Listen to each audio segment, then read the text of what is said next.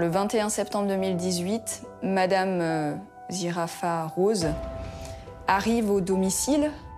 Et là, elle tombe tout de suite sur une scène d'horreur. Son mari, le visage noir, le corps totalement en état de décomposition. On le voit à la télé, chez les autres. Et quand ça arrive chez vous, vous vous demandez qu'est-ce qui se passe. Aucun doute, on a affaire à un assassinat pur et simple. Pour nous, c'est incompréhensible. Qui et pourquoi a fait ce geste-là? C'est quand même le portrait d'un couple un peu spécial qui se dessine parce qu'elle va faire une révélation qui va tout bousculer. Elle va parler d'un boulanger. Il va notamment à un moment lui dire comment va ma veuve noire. Ma veuve noire au venin hyper puissant. Ces mots-là résonnent dans l'esprit des enquêteurs comme quasiment le signe du top départ. Ils étaient à peu près au moins 8 ou 10 gendarmes. Et ils m'ont sauté dessus en me disant vous êtes mis en garde à vue pour le meurtre de M. Zirafa. Bon, mais là, c'est une affaire où tous les ingrédients sont réunis, parce qu'on a la jalousie amoureuse, le sexe, l'argent. Donc c'est aux enquêteurs de tirer le vrai du faux.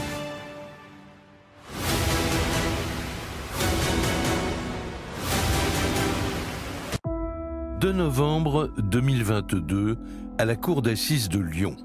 Un procès très attendu dans la région est sur le point de s'ouvrir. Un père de famille a été victime d'un meurtre effroyable. L'accusé doit maintenant faire face à la justice, mais aussi et surtout affronter le jugement de ses proches, car dans cette affaire, il y a une particularité. Tous les protagonistes sont de la même famille, une famille qui aujourd'hui se déchire. Dans ce dossier hors norme, où se mêlent mensonges, violences et liaisons dangereuses, les jurés vont devoir démêler le vrai du faux. Et l'enjeu est de taille, car l'accusé encourt la perpétuité. Nous avons suivi le procès et sommes allés à la rencontre de ceux qui sont au cœur de cette terrible histoire. Avocats, bien sûr, mais aussi les proches de la famille, comme Joséphine, la belle-sœur de la victime, ou encore Philippe, un ami très intime.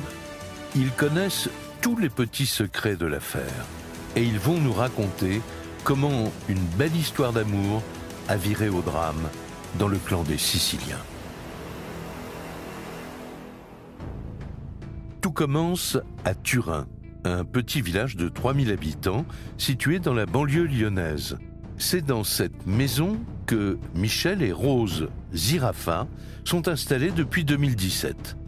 Ils ont tous les deux 45 ans et sont mariés depuis presque 30 ans. Mais au début de l'automne 2018, un terrible drame vient bouleverser le cours de leur vie.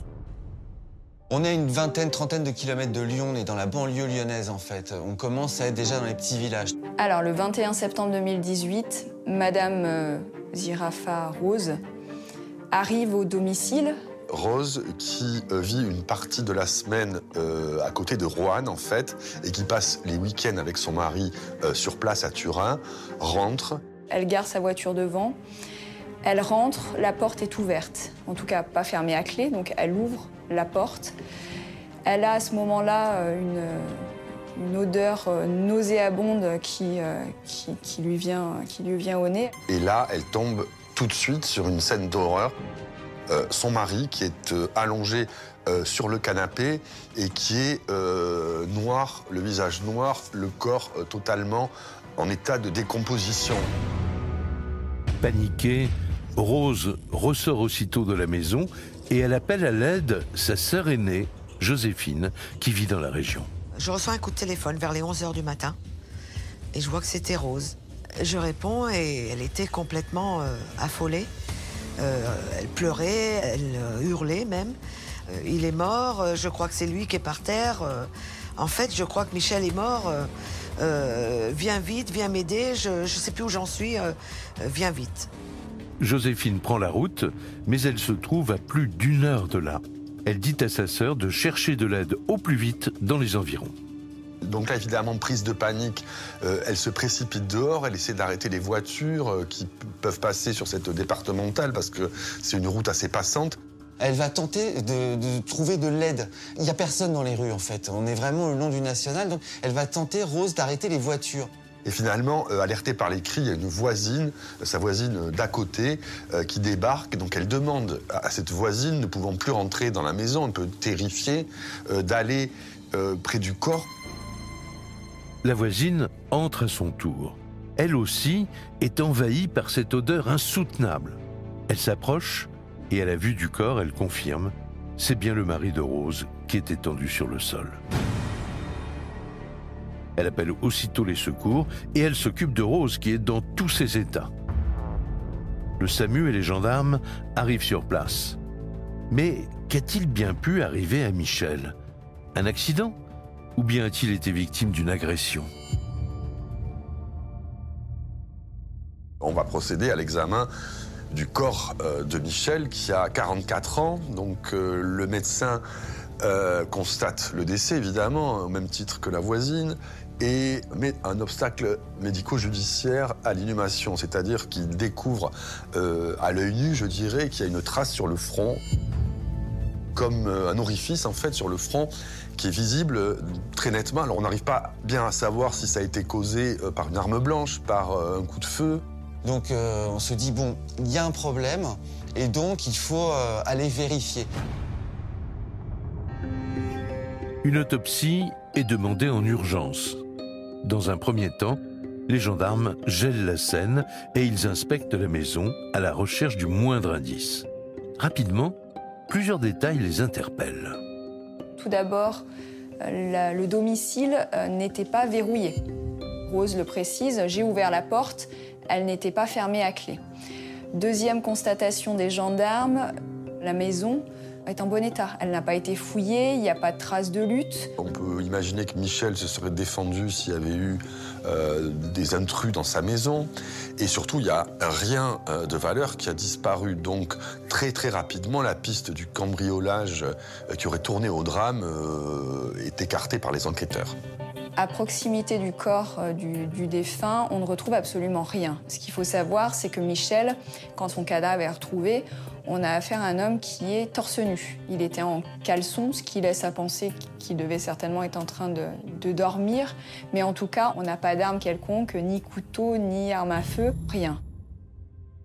Sauf que les gendarmes découvrent sur le sol des petits morceaux métalliques pouvant être les résidus d'une balle. Avec ces premiers éléments, ils privilégient l'hypothèse d'un meurtre. Mais ils attendent le retour de l'autopsie pour le confirmer. De leur côté, les proches de Michel sont dévastés. Et surtout, ils ne comprennent pas ce qui a bien pu lui arriver. On était tous dans un état de choc vraiment incroyable. Quand une chose comme ça arrive, on a toujours l'impression que ça, on le voit à la télé, chez les autres. Et quand ça arrive chez vous, vous vous demandez qu'est-ce qui se passe. Personnellement, j'ai cru qu'il avait fait un arrêt cardiaque et puis il est resté mort sur place plusieurs jours, en fait. La famille ne s'est pas étonnée de l'absence de nouvelles de Michel, car il avait l'habitude de vivre en solitaire dans sa maison à Turin.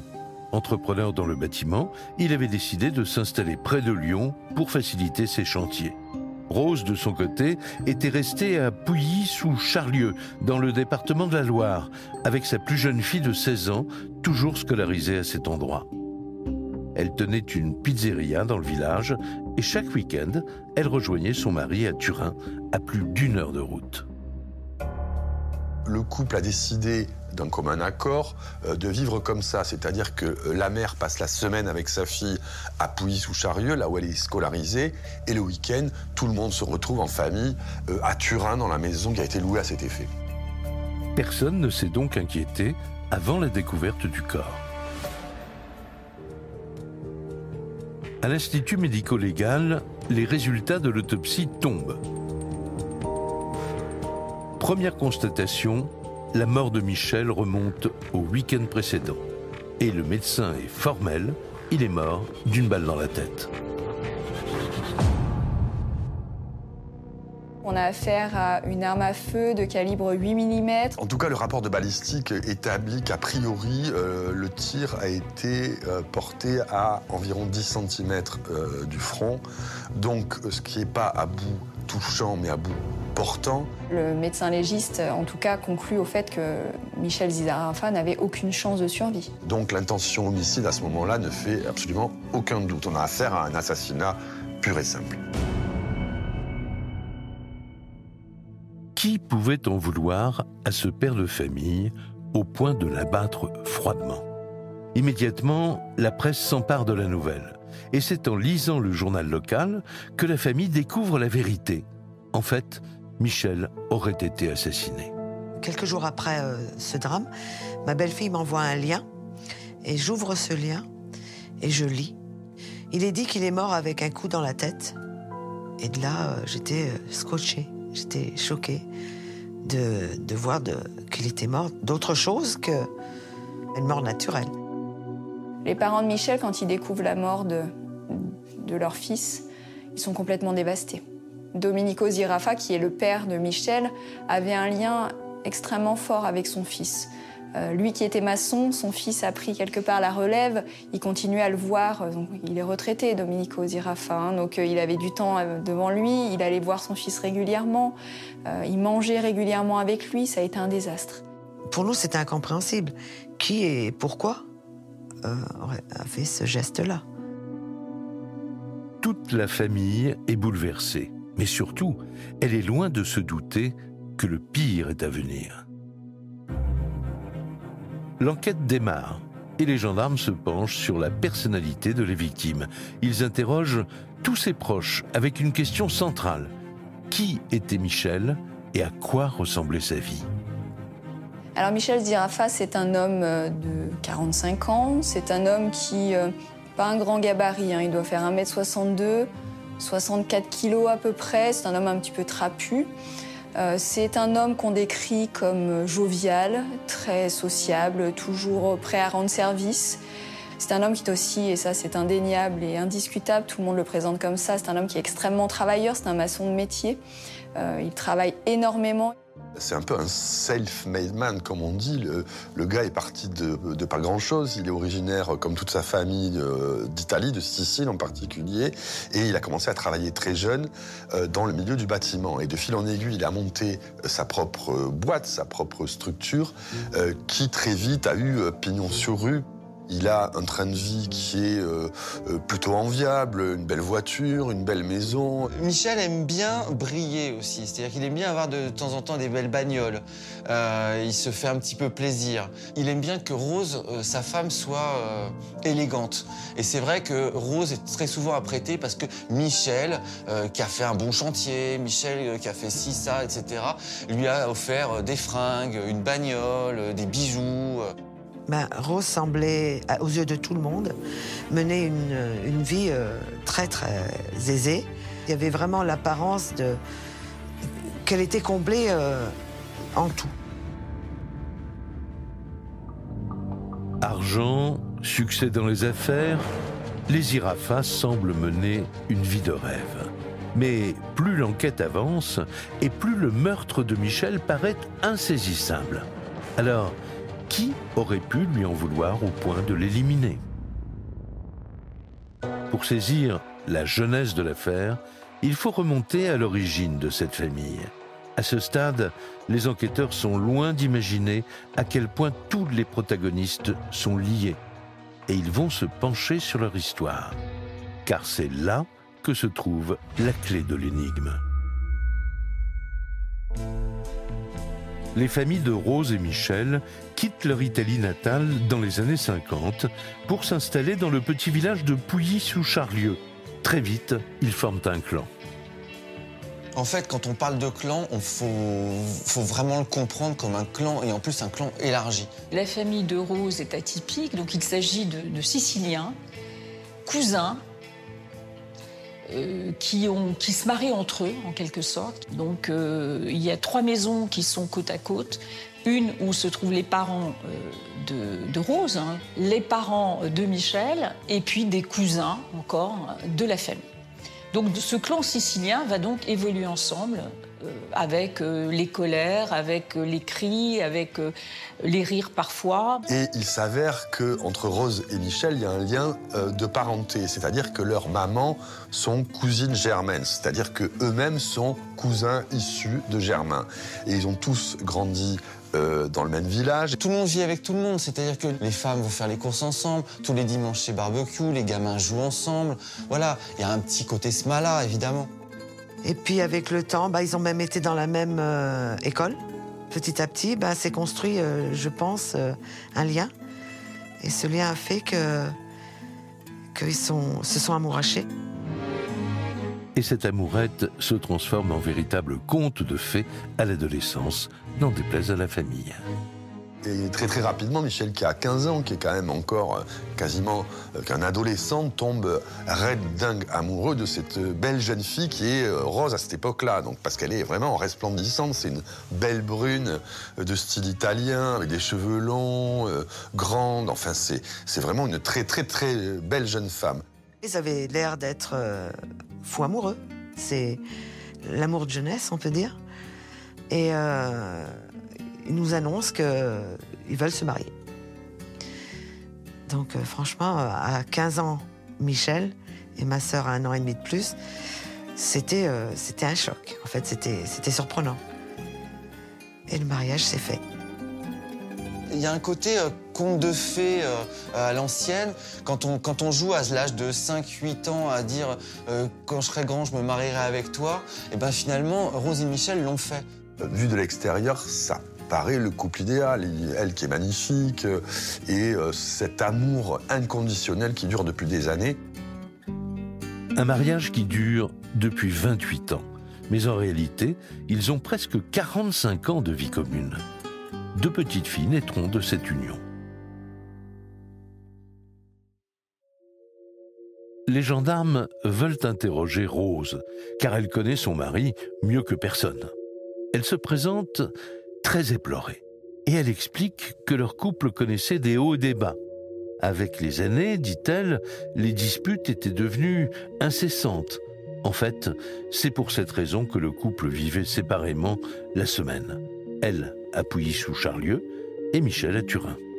Elle explique qu'une semaine avant la découverte du corps, elle passe le week-end, comme elle a l'habitude de le faire avec son mari, qu'ils vont dîner ensemble dans un restaurant à Lyon, que tout se passe bien, qu'ils rentrent dans leur maison à Turin. Ils reviennent vers minuit dans la maison et au moment où Rose se réveille, en fait il est à peu près 4 h du matin, dit-elle, elle voit que Michel est affalée sur le canapé, endormie, vêtue d'un simple caleçon. Et elle se dit, finalement, je vais rentrer chez moi. Et donc, elle dit, je rentre chez moi. Elle va tenter de le joindre dans la semaine. Elle va dire qu'il ne répondait pas. Mais bon, ça l'inquiétait, mais pas plus que ça. Ça pouvait arriver éventuellement.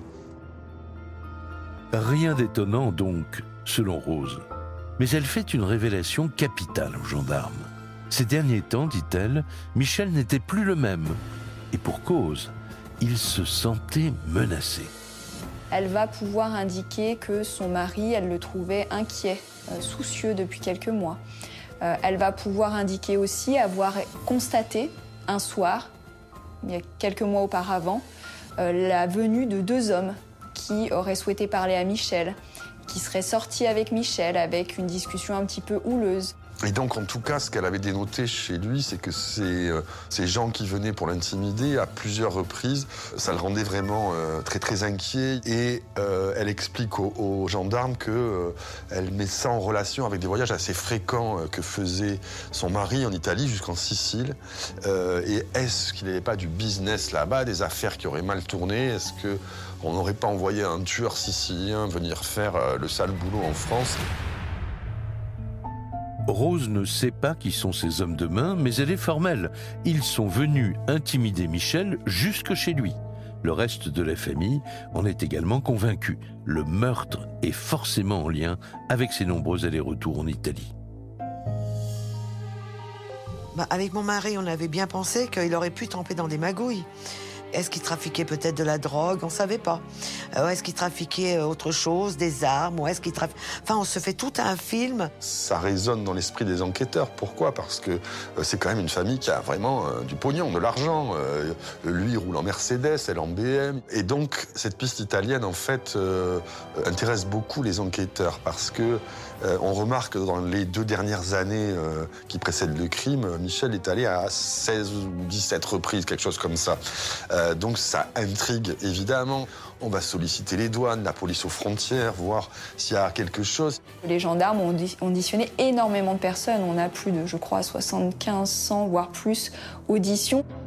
Sans résultat. Les douanes ne constatent rien d'illégal. Et personne dans le voisinage n'a remarqué d'homme suspect. L'enquête ne donne rien. Retour à la gendarmerie de Pouilly sous Charlieu, où les gendarmes convoquent la sœur de Rose, Joséphine. Ils veulent l'entendre sur les habitudes de son beau-frère et sur sa vie intime. Était-elle au courant des problèmes de couple de sa sœur? Le témoignage de Joséphine va se révéler capital. Elle leur révèle en effet que Michel avait une maîtresse. Il vient me voir et il me raconte qu'il avait rencontré une avocate pour un dossier à lui et qu'il sentait un feeling, qu'elle lui plaisait bien et que c'était réciproque. Et il me raconte qu'avec elle, il fait plein de choses, qu'il va au restaurant, que c'était le bonheur. On sent qu'il la couvre de bijoux, il lui dit qu'il lui offre des belles choses. En fait, on sent qu'il est vraiment très amoureux. Elle lui répond. Il va montrer des photos de cette femme et les SMS qu'elle lui envoie. Il va un petit peu frimer avec cette histoire. Les gendarmes découvrent que Michel et son avocate nourrissaient même des projets de vie à deux. Rien d'étonnant pour Joséphine, car elle pensait à ce moment-là que le couple prenait le chemin de la séparation. Cette liaison a de quoi intriguer les enquêteurs. Et ils ne sont pas au bout de leur surprise, car Joséphine n'a pas fini de leur faire des révélations. Et on découvre aussi une autre possible relation extra-conjugale à Michel, c'est une certaine Laetitia. Donc elle est employée dans un bar-tabac dans le village où ils habitent. Donc il commence à me dire qu'elle est bien, qu'elle est mieux, qu'elle est plus amoureuse de lui, il sent qu'il y a plus de feeling avec elle. On sent qu'il a été généreux avec cette jeune personne qui, à un moment donné, avait besoin d'argent pour s'acheter une voiture, une Fiat 500. Et on comprend que Michel lui aurait offert. Il lui aurait offert un olivier pour mettre dans son jardin, un jukebox pour mettre dans son bar. En fait, il nourrit vraiment un avenir avec elle et veut vraiment construire quelque chose avec elle. À partir de là, c'est quand même le portrait d'un couple un peu spécial qui se dessine parce que ils sont toujours mariés et Michel entretiendrait au moins 2 relations extra-conjugales. Donc les gendarmes se demandent si c'est pas de ce côté-là qu'il faut chercher plutôt que sur la piste italienne ou sicilienne en fait. Michel aurait-il été la victime d'une terrible vengeance amoureuse, d'un mari jaloux, d'une maîtresse éconduite? Ou pourrait-il s'agir de Rose, qui n'aurait pas supporté ses infidélités? Pour en avoir le cœur net, les gendarmes convoquent Rose à nouveau. Ils veulent l'entendre sur les supposées liaisons de son mari. Que savait-elle exactement et qu'en pensait-elle? Rose va effectivement dire qu'elle était au courant au moins d'une des infidélités de Michel, la dernière, Laetitia. Surtout, Rose va finir par raconter la réalité de ce couple. Et là, elle va faire une révélation un petit peu qui va tout bousculer parce qu'elle va dire qu'elle aussi trompait son mari. Elle va parler d'un amant. Elle va raconter que en décembre 2016, elle cède aux avances en fait, du boulanger du village. Rose tient une petite pizzeria snack dans la rue principale de Pouilly. Et elle explique aux gendarmes que dans cette même rue, il y a un boulanger qui est pas dénué de charme et que de fil en aiguille, en étant quasiment voisins, ces 2 commerçants se sont rapprochés. Rose, finalement, ne se faisait plus aucune illusion sur son couple qui battait de l'aile. Et puis finalement, elle le trouve très gentil parce qu'en fait, elle a un regard d'un homme sur elle qui est totalement différent de celui que lui porte son mari. Et elle sera émue par le regard qu'il lui porte et finalement, elle sera attendrie aussi. Face aux enquêteurs, Rose parle d'un couple au bord de la rupture. Et c'est dans ce contexte qu'elle aurait trouvé du réconfort dans les bras de Philippe, le boulanger du village. Elle raconte aussi le jour où son mari aurait tout découvert.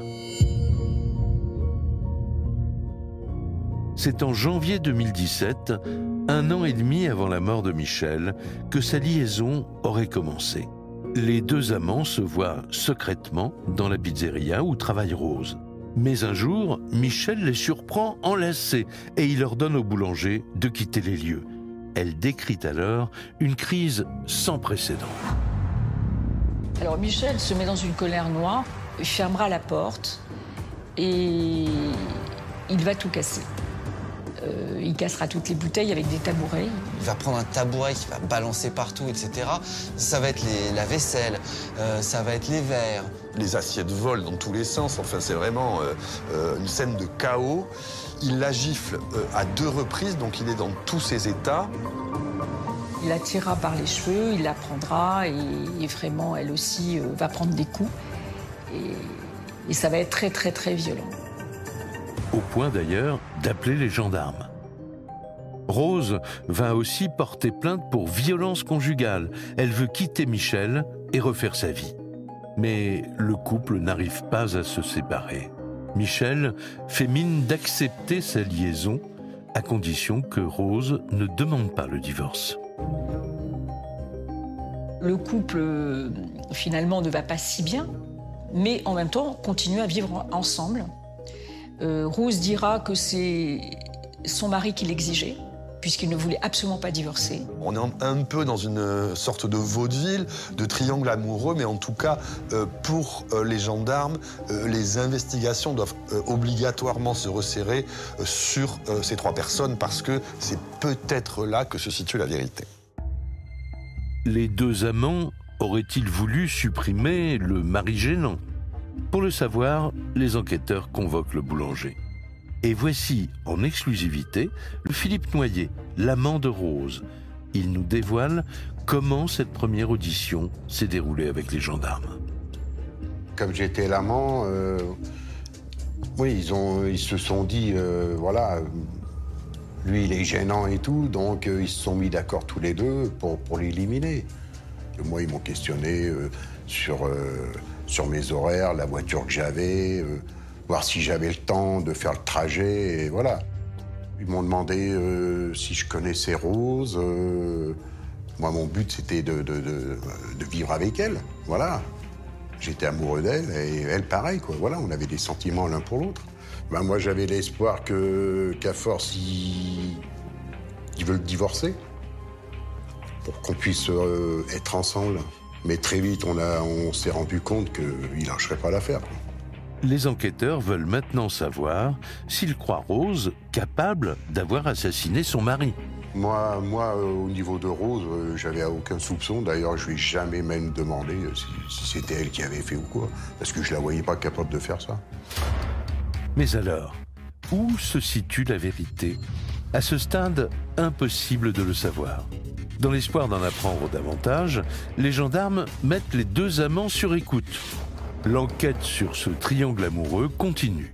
Et elle est loin d'avoir révélé tous ses secrets. Les investigations se poursuivent, mais maintenant du côté des maîtresses de Michel qui n'ont toujours pas été entendues. Et là, l'enquête bascule. On va les entendre, ces femmes. D'ailleurs, l'avocate sera très surprise. C'est-à-dire qu'elle va raconter, voilà, on a été en affaire ensemble pour une histoire professionnelle. Il a tenté d'être un peu séducteur, mais bon, non, j'ai refusé ses avances. Et elle est un peu choquée de se rendre compte qu'il a pu prendre autant de photos d'elle à son insu. Elle se retrouve en couple avec un type qu'elle a vu 3 fois dans sa vie. Et donc les gendarmes vont évidemment interroger la 2e soi-disant maîtresse de Michel. Et elle va démentir formellement avoir eu la moindre liaison avec Michel, la victime de l'assassinat. Des maîtresses imaginaires, Michel aurait monté ces histoires de toutes pièces. Mais dans quel but ? Voulait-il faire croire à Rose et à sa famille que lui aussi pouvait refaire sa vie ? Les gendarmes n'en reviennent pas. En fait, Michel a ouvert une deuxième ligne téléphonique. Et cette ligne, il l'utilise pour s'envoyer des textos et des photos à lui-même. C'est-à-dire qu'il s'est raconté ses liaisons. On imagine Michel faisant un SMS d'un côté avec le portable que personne ne connaît pour que ding, ça tombe, ah, c'est encore elle. Les enquêteurs se rendront compte qu'il invente beaucoup de choses, que c'est un manipulateur, un menteur. C'est toujours choquant de savoir que, si vous voulez, quelque part on se sent trahi. J'ai perdu mon temps, en fait, il m'a vraiment prise pour une idiote.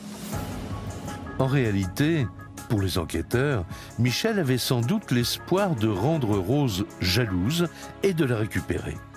Mais de son côté, Rose voulait refaire sa vie.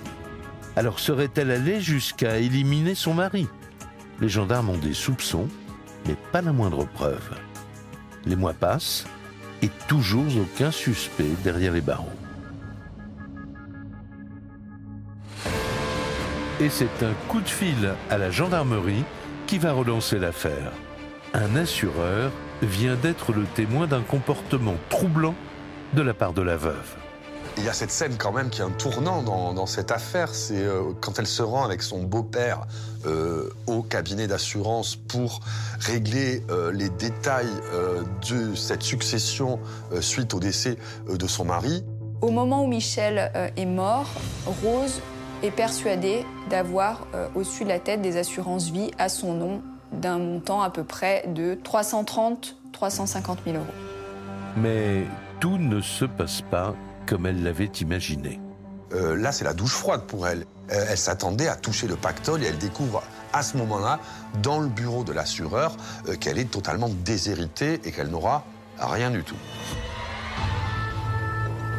Rose ne touchera pas d'héritage. Michel l'a rayé de son assurance vie lorsqu'il a découvert sa liaison. Il va décider de changer la clause qui concerne le bénéficiaire et il va substituer son papa, Domenico Zirafa, à Rose. Cette modification de contrat, Michel seul en avait connaissance. D'après le témoignage de l'assureur, Rose ne cache pas sa déception. Et pour les gendarmes, un mobile financier se dessine, car la veuve comptait toucher les 300 000 euros d'assurance. Et ce n'est pas tout. Depuis la mort de son mari, son comportement avec l'argent les intrigue. Après le décès, Rose, elle continue à se servir sur les comptes et en tout cas, les investigations démontrent qu'en l'espace d'un mois, elle a pu, après le décès de Michel, elle est capable de faire pour plus de 5 000 euros d'achats vestimentaires. Produits de luxe, ce genre de choses. Donc, ça correspond pas trop au comportement de la veuve éplorée. Ça ferait plutôt un petit peu même veuve joyeuse, je dirais. Rose devient alors la principale suspecte. Mais les enquêteurs continuent leur recherche dans la plus grande discrétion, car ils ne veulent pas éveiller ses soupçons. Ils analysent le contenu des téléphones du couple. Et là, ils découvrent des éléments très compromettants. On découvre quelque chose quand même de très très surprenant, c'est qu'elle a consulté 175 pages sur Internet ayant trait aux armes à feu. Et on s'aperçoit qu'en novembre 2017, donc on est quand même en amont du meurtre, a été tentée une commande de cartouches qui correspondraient à l'arme du crime. Cette commande a été faite via aussi une adresse mail pour confirmer qui est l'adresse mail de la pizzeria gérée par Rose. On découvre que cette précommande n'a pas pu être honorée parce qu'il fallait donner un nom et s'identifier parce qu'il s'agit de cartouches. C'est plus qu'intriguant, c'est-à-dire que là, sachant que certaines recherches ont plusieurs mois, là on est même face à une préméditation peut-être du crime. Rose avait-elle tout prévu à l'avance ? C'est ce que soupçonnent les enquêteurs. Les consultations sur les armes à feu et cette tentative de commande de cartouches laissent penser que Rose avait peut-être planifié son crime. Mais impossible de la relier directement au meurtre de son mari, car ses téléphones, Michel les utilisait aussi. Alors les gendarmes ont besoin d'une preuve solide pour la coincer. Et c'est grâce aux écoutes téléphoniques que l'enquête s'accélère. Au fil des mois, Rose et son amant boulanger continuent leur idylle sans se douter qu'ils sont surveillés. Et ils vont faire un faux pas.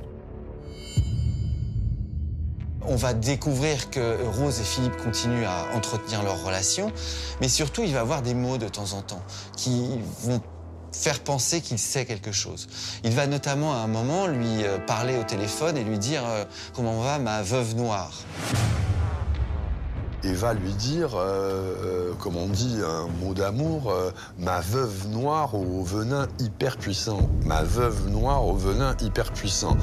La veuve noire, dans le langage populaire, c'est la femme qui tue son mari. Enfin, ces mots-là résonnent dans l'esprit des enquêteurs comme quasiment le signe du top départ. L'étau se resserre brutalement. Le 23 avril 2019, 7 mois après le meurtre de Michel, les enquêteurs décident de placer Rose et son amant Philippe en garde à vue. Ils vont devoir s'expliquer. Et ils sont rentrés à la boulangerie, c'était 6h30 du matin. Ils étaient à peu près au moins 8 ou 10 gendarmes. Et ils m'ont sauté dessus en me disant « Vous êtes mis en garde à vue pour le meurtre de M. Zirafa ». Et puis après, ils m'ont emmené sur Lyon pour m'interroger. Rose est, elle aussi, arrêtée sur le champ. Les deux amants sont conduits à la gendarmerie. Ils sont entendus dans 2 salles différentes pour pouvoir confronter leur version. L'interrogatoire du boulanger commence avec une question capitale. Pourquoi appelle-t-il Rose sa veuve noire ? Alors je leur ai dit, avec Rose, quand on s'appelle, on se donne toutes sortes de noms d'oiseaux. Et j'ai dit ce jour-là, je l'ai appelée ma veuve noire. Voilà, et eux, tout de suite, ils ont pensé la veuve noire, l'araignée qui tue le mâle, enfin voilà quoi. Et des fois, je l'appelais mon crapaud, je l'ai même appelé ma morue, vous voyez, mais des trucs. Elle m'appelait mon ours, mon pou, vous voyez, c'était que des trucs comme ça. Philippe clame donc son innocence et il en est convaincu. Rose non plus n'a rien fait. Dans la 2e salle d'interrogatoire, les gendarmes espèrent déstabiliser Rose avec les éléments découverts sur les téléphones. Et donc, très logiquement, on la questionne sur ces histoires de recherche sur des armes à feu. Et là aussi, elle a réponse à tout. Elle dit que ce portable, finalement, servait à elle comme à Michel. Et c'est peut-être lui qui a fait ses recherches sur ces armes à feu. Rose ne réagit à aucun élément factuel. Elle ne craque pas, ça semble glisser sur elle. Alors, les enquêteurs changent radicalement de stratégie. Ils m'ont descendu en cellule. Et 10 minutes après, ils ont descendu Rose. Et on était côte à côte. Et j'ai senti qu'eux, ils ne sont pas repartis tout de suite. Ils sont restés dans les escaliers pour voir si on allait parler ou pas. Et je lui ai simplement dit « je t'aime », elle m'a dit pareil. Un quart d'heure après, ils se sont redescendus et ils ont été dans sa cellule. Et là, je les ai entendus parler. Ils lui ont dit « écoute, si tu n'avoues pas, ton copain qui est là à côté, il va tout perdre. Sa boulangerie, il va tout perdre. » En fait, les gendarmes ont mis le doigt sur la fibre sentimentale chez cette femme. Et là, changement de décor total. Elle s'effondre et elle dit, craignant que son amant parte en prison, elle dit il est totalement innocent, il n'a rien à voir avec la mort de mon mari, je suis la seule responsable du meurtre.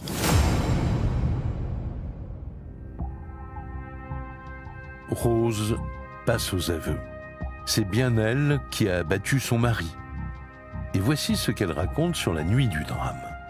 Une dispute aurait éclaté en sortant d'un dîner en tête-à-tête au restaurant. Elle va expliquer que Michel lui aurait dit « je vais t'enlever tes filles » et ce qu'elle n'aurait pas supporté. Il la menace de la couper de ses filles, tu ne verras plus tes filles. De toute façon, il ne faut absolument pas penser au divorce, il lui répète, etc. en boucle. Elle explique aussi que Michel va partir, faire un tour, et quand il va revenir, elle va finir par dire « j'entendais un rire moqueur venant de Michel. Et ce rire, il ne s'arrêtait plus. Et elle entendra ce rire sonore, vraiment, et qui va déclencher quelque chose chez elle. Elle va voir qu'il est assoupi. Elle explique qu'à ce moment-là, ce rire était continu, alors même qu'elle expliquait en parallèle que son mari dormait. Et elle part dans la chambre. Ça sera en pilote automatique, quoi. Elle sait qu'il y a une arme sous le lit, qu'il a mise, qui est chargée, elle le sait aussi. Et elle va donc revenir avec cette arme. Et le rire sera toujours dans sa tête. Elle va s'approcher du canapé. Elle va tirer en ne regardant pas vers lui, en tournant la tête. Et elle va repartir à ce moment-là, sans regarder Michel, dit-elle. Elle repart, l'arme en main. Rose se précipite dans sa voiture et fait la route jusqu'à Pouilly sous Charlieu. En chemin, elle jette son arme dans un cours d'eau. Puis elle arrive chez elle, seule, face à elle-même. Et là, elle se retrouve dans un état de panique, un état de confusion extrême. Elle se demande même si elle n'a pas rêvé cette scène, parce qu'elle était dans un tel état que c'est fort possible. Rose, finalement, ne pensera jamais qu'elle a pu le tuer. À aucun moment. D'ailleurs, elle explique qu'au moment où elle découvre le corps de son mari, une semaine plus tard, elle n'arrive pas à croire que c'est vraiment elle qui l'a tué. À l'issue de ses aveux, Rose Filipazzo est mise en examen pour meurtre sur conjoint. Et Philippe Noyer, le boulanger, ressort libre, lavé de tout soupçon. Quand ils m'ont relâché, je me suis dit, s'ils la gardent, c'est qu'il y a eu quelque chose.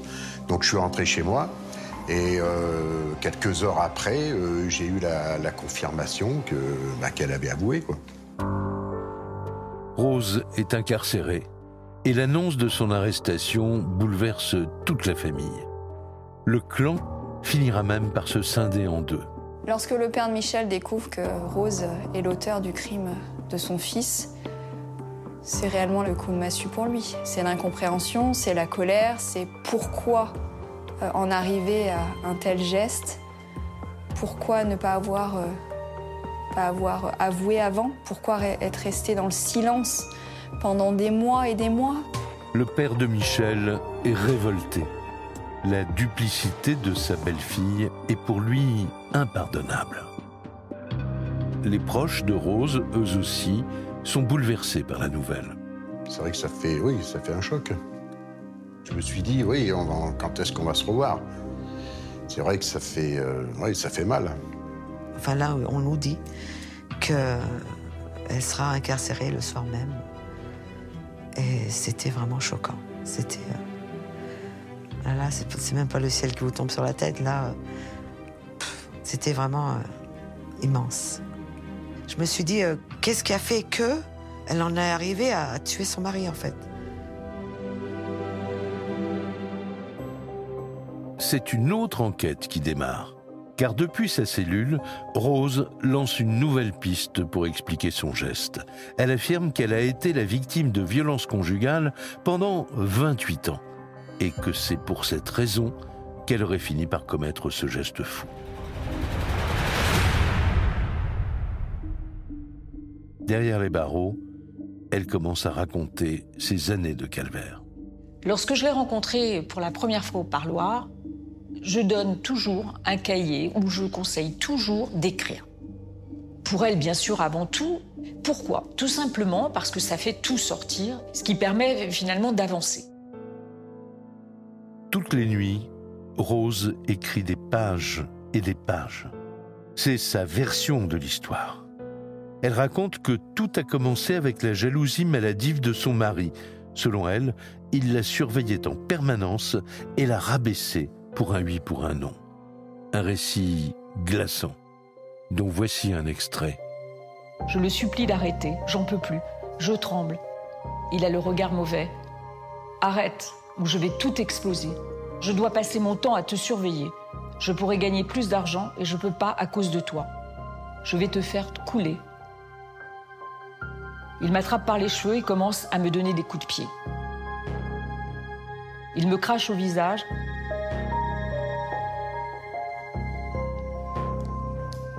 Et elle m'enverra 300 et quelques pages.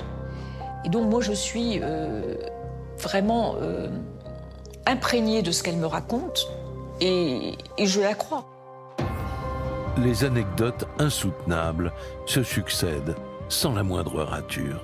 Elle raconte des violences psychologiques, des violences physiques, mais surtout des humiliations devenues quotidiennes.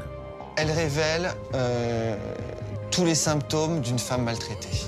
Tout le monde a cru qu'on s'entendait bien parce que, voilà, il me faisait des cadeaux, etc.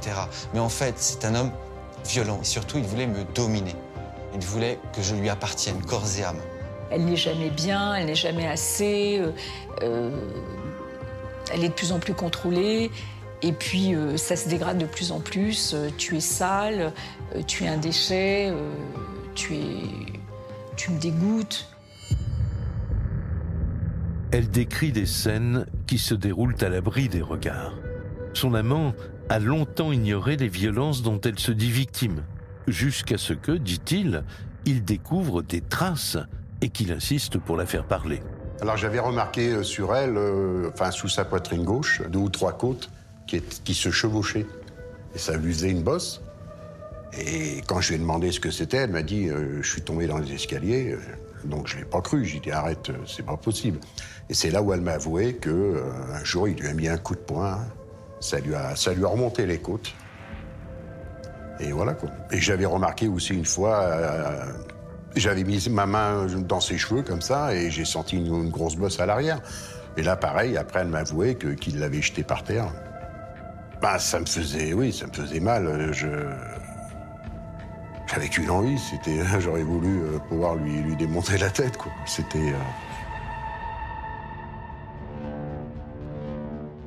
Philippe explique aux enquêteurs qu'à l'époque, Rose l'empêche d'intervenir par peur des représailles. Et même à sa sœur, dont elle est si proche, elle ne racontera rien. C'est seulement depuis qu'elle est en détention qu'elle ose enfin se livrer. Quand elle est rentrée en prison, elle m'a envoyé un courrier, une lettre. En gros, elle m'a expliqué des souffrances qu'elle a eues. Pareil, quand elle me dit qu'à chaque nouveau cadeau, je venais de subir des calvaires incroyables. Et là, monsieur venait se faire pardonner en lui offrant des énormes cadeaux. Parce qu'une voiture, une BMW, une deuxième voiture, une Mercedes, ou des gros bijoux en or. Avec un peu de recul, on se dit quelle était la taille de la maltraitance par rapport aux cadeaux qu'on voyait.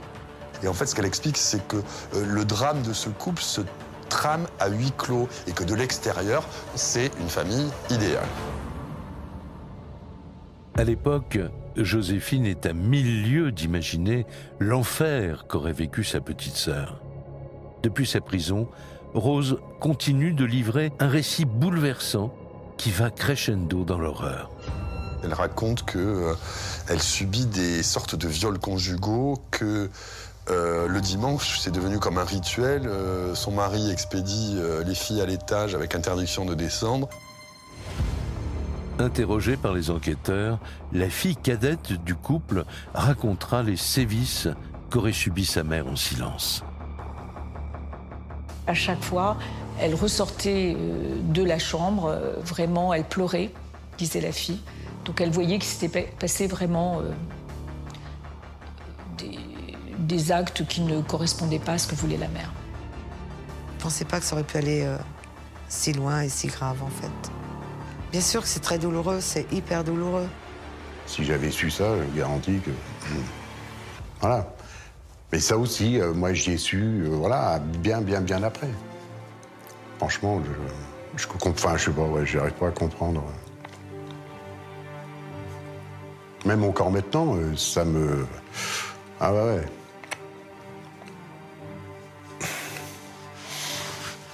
Si elle l'avait pas tué, c'est lui qui l'aurait fait. Ça, j'en suis sûr et certain.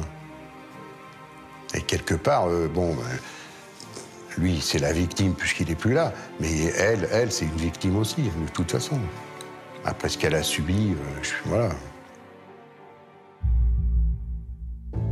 Après le récit de Rose, les enquêteurs cherchent à vérifier ces déclarations. Et ils ont la confirmation que 2 plaintes, en janvier puis en juillet 2017, ont bien été déposées avec un certificat d'interruption totale de travail de 6 jours. Mais ces signalements sont finalement classés. Dès lors, sans suite de la justice, elle se mure dans le silence.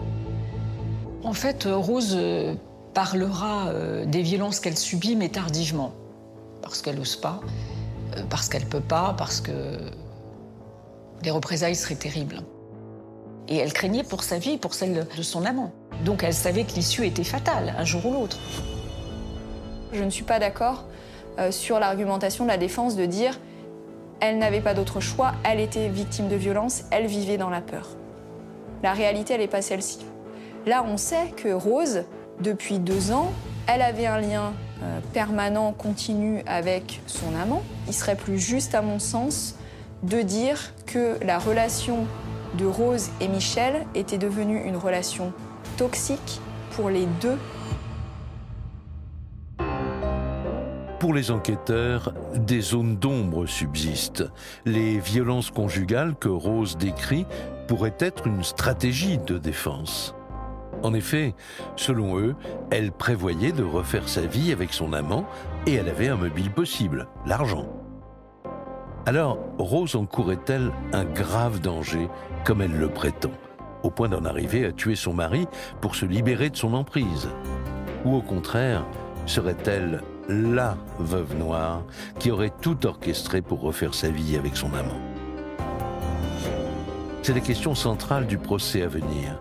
Et l'enjeu est de taille, car Rose risque jusqu'à 30 ans de prison.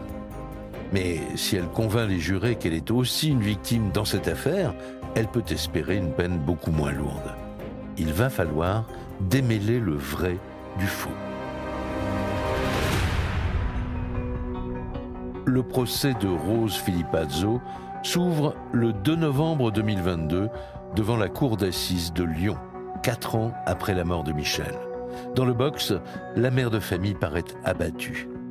En fait, quand je suis rentrée dans cette salle d'audience, la peur de découvrir les traits de son visage, la peur de réaliser aussi que c'est ma sœur que j'aime tant qui se retrouve du côté des accusés, c'est douloureux de voir ça.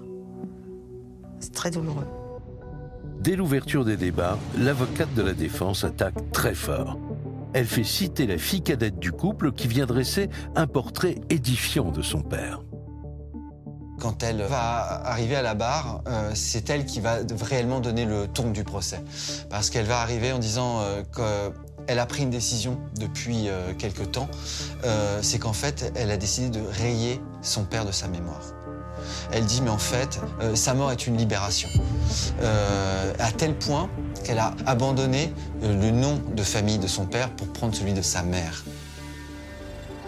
Elle va livrer un témoignage assez important et qui fait un peu froid dans le dos. C'est-à-dire qu'un jour, la fille cadette a un petit chien, en fait. Et le petit chien aurait mordillé le siège de la voiture du père.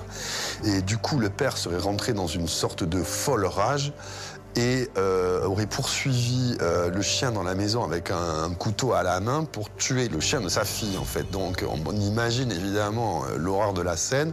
La petite se réfugie dans sa chambre et ferme la porte à clé avec son chien pour visiblement lui sauver la vie. Mais en tout cas, c'est quelque chose qui va traumatiser cette gamine. Ce jour-là, elle s'est rendue compte de quoi il était capable. Parce qu'il était terrifiant, dira-t-elle. Il était terrifiant dans ces crises de colère qui arrivaient brusquement et surtout très fréquemment. La fille aînée vient témoigner à son tour. Et comme sa cadette, elle fait bloc derrière sa mère. Clairement, ce qui se dessine, c'est que Rose était la victime et que si elle n'avait pas tué son mari, elle y serait sans doute passée à son tour, quoi. À la barre, l'expert psychiatre vient d'ailleurs confirmer que le climat de violence à la maison a pu altérer le discernement de Rose au moment des faits. Mais le père de Michel, seule partie civile venue défendre la mémoire de son fils, n'est pas d'accord. Il affirme que Rose a tout inventé et qu'elle manipule ses filles depuis le début. Selon lui, elle récite mot pour mot les écrits de leur mère. Et il serait presque un terroriste, comme il est là. Non, mais ça va bien, non? Et c'est elle qui a monté la tête à tout le monde. Ma foi, on verra bien ce que la vie nous réserve, on verra bien. Ils n'ont pas été honnêtes tous, une fois qu'ils payeront tous. Il a perdu son fils et aujourd'hui il a un petit peu l'impression qu'on fait le procès de son fils quelque part et surtout on essaye de salir son image pour que ça porte intérêt à la défense et on se rend compte qu'en réalité tous les propos tenus aujourd'hui par les deux filles, c'est ni plus ni moins ce qu'a pu dire leur mère, ce qu'a pu écrire leur mère. Donc c'est ça qui est troublant, c'est ça qui est réellement troublant. Mais la défense n'en démord pas. Je suis absolument pas d'accord. Elles n'ont pas réécrit l'histoire. Elles ont vécu l'histoire. Elles ont eu beaucoup de temps pour réfléchir. Et aujourd'hui, les scènes leur reviennent. Et je crois qu'elles ont vraiment fait le point sur leur vie passée avec leurs parents. Alors le jury va-t-il accorder du crédit au témoignage des filles? Les parties civiles, de leur côté, remettent leurs déclarations en doute. Avant l'arrestation de leur mère, les enfants n'ont jamais décrit leur père comme un homme violent. Difficile de savoir où se situe la vérité. De plus, la relation de Rose avec son amant risque de semer le trouble dans l'esprit des jurés. Pour l'avocat général, Rose n'est pas la victime qu'elle prétend. Et il demande une sanction lourde, 16 ans de réclusion criminelle. Après 5 heures de délibération, le verdict tombe. Rose est condamnée à 12 ans de prison pour le meurtre de son mari. La Cour a entendu que dans cette famille, dans ce huis clos familial et dans cette pathologie de couple, tout n'était pas noir, tout n'était pas blanc, ni d'un côté ni de l'autre. C'est une peine qui me paraît parfaitement juste. La justice a été rendue. Il y a quand même un petit fond d'injustice. Voilà. Je me disais que ses souffrances étaient importantes. Et c'est pour cette raison que j'ai pensé qu'elle allait prendre moins. Néanmoins, ça aurait pu être pire. Et j'espère que les gens comprendront. Ma foi, elle a beaucoup souffert quand même. Et tout ce qui a été dit est vrai, en fait. Rose Filipazzo n'a pas fait appel de la décision. Elle espère pouvoir demander une remise en liberté à la moitié de sa peine pour commencer une nouvelle vie. Pour ses filles et pour moi, on a qu'une chose, c'est qu'elles sortent de prison le plus rapidement possible, si on pouvait. Et voilà, quoi. Et puis lui dire qu'on l'aime, quoi, voilà. Et que je l'attendrai, que je serai toujours là pour elle. Elle peut compter sur moi. Voilà.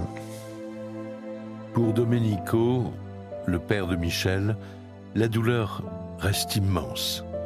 Quel que soit le verdict, la famille est brisée et le clan ne vivra plus jamais comme avant.